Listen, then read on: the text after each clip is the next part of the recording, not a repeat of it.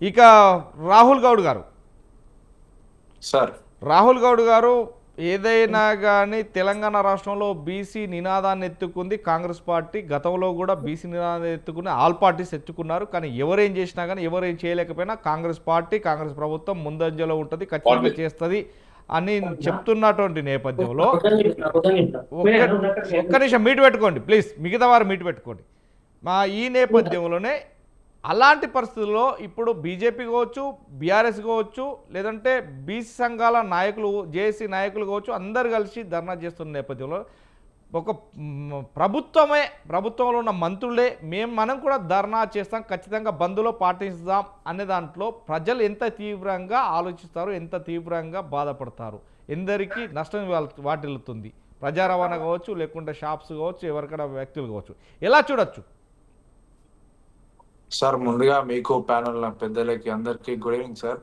So ముఖ్యంగా ఏంటంటే ఇందాక పెద్దలు బీఆర్ఎస్ నాయకుడు బీజేపీ నాయకులు మాట్లాడుతారు కదా, పథకాల గురించి కానీ కాంగ్రెస్ పార్టీని విమర్శించడం కానీ ఓకే, ప్రశ్నించడం తప్పు కాదు సార్. ఇక్కడ టాపిక్ వచ్చేసి బీసీల కోసం మనం బీసీల టాపిక్ మాట్లాడాలి. డిబేట్ కండక్ట్ చేసింది బీసీల కోసం. వీళ్ళ పుట్టుగురు అంతా చదువుకరావడానికి మేము అంత వినడానికి కాదు సార్. మేము డిబేట్ లో కూర్చుంది వాళ్ళు మాట్లాడడానికి.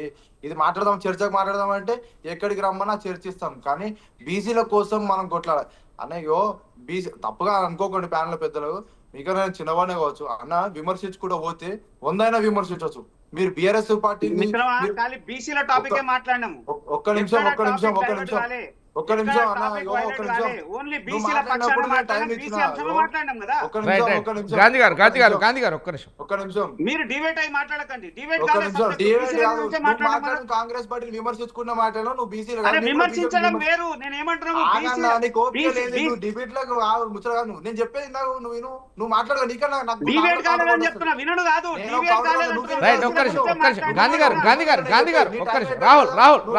రాహుల్ గారు మీరు కంటిన్యూ చేయండి. సార్ ఆయన టైం అయిపోయింది, ఆయన టైం అయిపోయినా సరే మీరు కంటిన్యూ చేయాలన్నా, నీకే కాదు నాకు కూడా మాట్లాడొస్తా. మీరు కంటిన్యూ చేయండి. టాపిక్ రండి ఫస్ట్. ఒక్క నిమిషం రాహుల్ గారు ప్రేమ్ గాంధీ గారు ఒక్క నిమిషం. రాహుల్ గారు మీరు ఫస్ట్ టాపిక్ రండి సార్. నేను ఇప్పుడు వాళ్ళు టాపిక్ రండి ఫస్ట్. ఓకే, అది అంతా తర్వాత, ఫస్ట్ టాపిక్ రండి. బీసీల కోసం మేము మద్దతు పలుకుతాం సార్. మేము మద్దతు పలకమని అంటే ఆల్రెడీ పిసిసి మహేష్ కుమార్ గౌడ్ గారు మద్దతు పలికిరు. బీసీల కోసం టాపిక్ మాట్లాడకుంటే 6 గ్యారెంటీలు పథకాలు మంత్రులు అంటే దాంట్లో నొలిలేవా మేము అడుగుతాం. సో నువ్వు కూడా వివరించు. బీసీల పట్ల ఎలా ఉంది కాంగ్రెస్ గవర్నమెంట్, కాంగ్రెస్ ప్రభుత్వం అనేది వివరించు నువ్వు కూడా. సార్ నేను వివరించడానికే ప్రయత్నం చేస్తున్నా, కానీ వాళ్ళు బీసీ కోసం బీసీ టాపిక్ మాట్లాడాలి, కానీ విమర్శించడమే సార్. పార్టీ ఇప్పుడు 6 గ్యారెంట్ల మీద పథకాల మీద ఇప్పుడు టాపిక్ డిబేట్ ఏంది? డిబేట్ బీసీల కోసం మనం ఏం చేద్దాం. నేను మిమ్మల్ని అందరూ రిక్వెస్ట్ చేస్తున్నా, సరే మీకు అంటే కోపం రావచ్చేమో కాదంటే ఒక బీసీ బిడ్డగా నేను చెప్పదలుచుకున్నా, మనం బీసీలం రేపు అందరం తెలంగాణ బంధుకు సంపూర్ణ మద్దతు పలకాలి. పార్టీని విమర్శించుకోవడం నాకు కొద్దిసేపు ప్యానల్లో ఉన్న నాతో సహా అందరం బీసీలమే, బీసీ నిదానం ఎత్తుకున్నాం, బీసీ బీసీ నేను సార్ నేను అదే రిక్వెస్ట్ చేస్తున్నా. ఇప్పుడు పార్టీని కొద్దిసేపు డిబేట్ పెట్టినప్పుడు పార్టీ పరంగా విమర్శించుకుందాం. మీరు డిబేట్ కి సంబంధం లేదని విమర్శించడం అంటే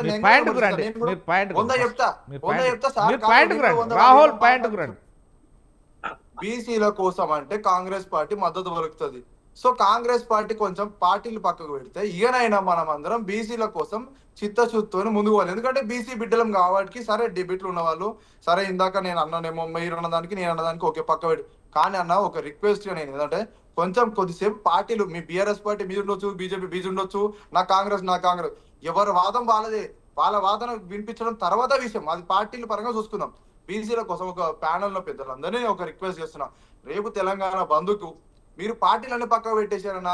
బీసీ సంఘాలు ఉన్నారు కదా, ఒక బీసీ రిజర్వేషన్ కావాలి బీసీ బిడ్డలుగా మనం అందరం కొట్లాడాలి. ఇప్పుడు సార్ కూడా అన్నారు కదా ప్యానల్ పెద్దలు కావాలి, వాళ్ళందరం కలిసి మనం కొట్లాడాలి. నాది ఒక రిక్వెస్ట్. నేను అంతేగాని మీరు విమర్శించుకుంటూ పోవడం ఈ సిచ్యువేషన్ కాదు. ఎందుకంటే అందరూ ఆల్రెడీ రామచంద్రరావు కూడా మద్దతు పలికిండు, కవిత మద్దతు పలికింది, మహేష్ కుమార్ గౌడ్ గారు మద్దతు పలికిరు, కేటీఆర్ మద్దతు. నేను ఒకటే చెప్తున్నా, అందరూ మద్దతు పలికినప్పుడు మనం అందరం ఐక్యంతో మనము విజయం సాధించాలి.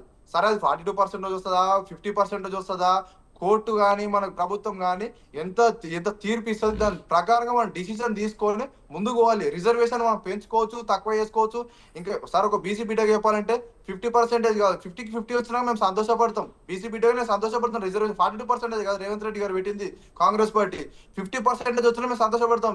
బీసీల కోసం ఏ స్థానిక ఎలక్షన్లకైనా, ఏ చదువుకునే విద్యార్థులకైనా, ఏదైనా దేని పరంగానైనా రిజర్వేషన్ ఉపయోగపడుతుంది. బీసీ బిడ్డగా ఆ విధంగా మనం ఆలోచిస్తాం కాబట్టి నేను కూడా ఆ విధంగా ఆలోచిస్తున్నా. కానీ నీ ఎంతసేపు మనం విమర్శించుకుంటూ కాడ మనకి ఎలాంటిది రాదన్నా, రూపాయి రాదు. నేను ఒక రిక్వెస్ట్ చేస్తున్నా, మందించాలి. నేను తప్పుగా మాడితే సరే మీరు అనుకోవచ్చేమో, బాధపడుతున్నచ్చేమో, కానీ పార్టీని కొద్దిసేపు మన మెడల్ జెండలు కొద్దిసేపు పక్క పెట్టి మన పార్టీలు మనకు తిండి పెడుతున్నచ్చేమో కాదనట్లే. కానీ మనం బతకడానికి, మనం గర్వపడడానికి బీసీ అంటే బ్యాక్వర్డ్ క్లాస్ కాదన్నా, బీసీ అంటే బిగ్ క్లాస్. నేను మరోసారి చెప్తున్నా, ఈ స్వతంత్ర టీవీ ద్వారా నుంచి ప్రేక్షకులకైనా ప్యానల్ పెద్దలకైనా, బీసీ అంటే అందరూ మన చిన్న చూపు చూసారు. బీసీ అంటే బ్యాక్వర్డ్ క్లాస్ కాదు, బీసీ అంటే బిగ్ క్లాసు. అదొక్కటి మైండ్ లో పెట్టుకొని మన ప్యానల్ పెద్దలైనా వీక్షకులకైనా అందరికి నేను ఒక రిక్వెస్ట్ గా అదొకటి మైండ్ లో పెట్టుకొని మనం ఎందుకు సాధించారు సార్. దేశం కోసం పోరాటం చేసినాం సార్, ఈ గడ్డల తెలంగాణ కోసం పోరాటం చేసినాం. అన్ని పార్టీలు కలిసి పోరాటం చేసినాం, నేను కాదనట్లే సార్. కాంగ్రెస్ పార్టీ ఇచ్చింది, పోరాటం చేసిన బీఆర్ఎస్ పార్టీ కానీ ఎవరైనా పోటీ స్వాగతిస్తున్నాం. కానీ అదే తీరుగా, అదే దిశగా మరో ఉద్యమం తెలంగాణలో నిలవెత్తుంది.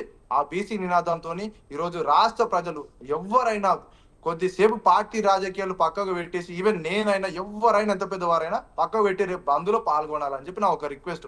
కానీ ఇక మేము పార్టీ కోసం మాట్లాడతామంటే దానంతా చీప్ కాదు సార్. నేను మందించాలి, ఎందుకంటే మనం ఇంకా పార్టీ కోసం పార్టీ విషయం అన్నప్పుడు పార్టీ నీ పార్టీ నీది, నా పార్టీ నాది.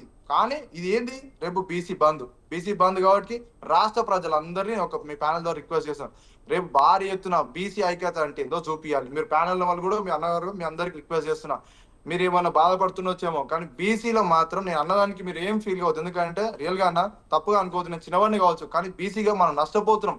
రాను సిచ్యువేషన్ లో ఈ ఉడుకు మీద రేవంత్ రెడ్డి గారు తెచ్చిరా, రేపు ఇప్పుడు బీఆర్ఎస్ పార్టీ కేసీఆర్ తెచ్చినా గానీ మేము దాన్ని స్వాగతిస్తాం. సరే ప్రశ్నిస్తుండొచ్చు, మేము ప్రతిపక్షంలో ప్రశ్నించవచ్చు, కానీ బీసీలో మీరు అధికారంలో ఉన్నా కానీ మేము 100% సపోర్ట్ ఇస్తున్నాం. బీజేపీ వాళ్ళ అధికారంలో ఉన్నా కానీ మేము 100% సపోర్ట్. ఎందుకంటే బీసీ బిడ్డగా మేము చెప్పదలుచుకున్నాం. ఎందుకంటే బీసీల కోసం పోరాటం చేస్తాం. బీసీ బిడ్డగా ఉండి ఈ జన్మకు బీసీల కోసం పోరాటం చేస్తే, బీసీ బిడ్డగా పుట్టినందుకు ఇంకేం కావాలి సార్. మనము ఇవాళ ఉంటాం, రేపు ఒకటే మనిషికి అనేటోళ్ళకి ఒకటే పుట్టుక, మరో పుట్టుక ఉండదో. నేను కూడా అదే చెప్తున్నా. ఈ జన్మల్లో అంటానా బీసీ నినాదంతో బీసీ రిజర్వేషన్ మనం దక్కించుకుంటే మనం గర్వంగా రాష్ట్రంలో తిరిగి వస్తారు. రాన్న యువతరానికి కానీ రాన్న తరానికి కానీ మనం ఆదర్శంగా, బీసీల అందరం ఆదర్శంగా కనబడతాం. ఎవరో ఈ పార్టీ నిలబడుతుంది, ఆ పార్టీ ఆదర్శం కాదు. సరే రేవంత్ రెడ్డి గారు బీసీ నినాదం ఎత్తిరు, 42% ఎత్తిండు, వస్తే రాని అనుకోండి. కొద్దిసేపు రేవంత్ రెడ్డి గారికి వచ్చిందేమో, ఆయన ఓసీ బిడ్డగా ఉంటే ఆలోచించిండవో. ఎస్, మన బీసీ బిడ్డలో మనం పోరాటం చేసినాం, కానీ ఆ పోరాటం మన అంత స్థాయికి పోలే, రాష్ట్ర స్థాయి ఉడికినెత్తలే. సరే రేవంత్ రెడ్డి గారు ఒక ఓసీ బిడ్డగా ఉండి తెచ్చిరేమో. ఎస్, కేసీఆర్ గారు ఉన్నా, ఎస్ 100% నేను సపోర్ట్. రాహుల్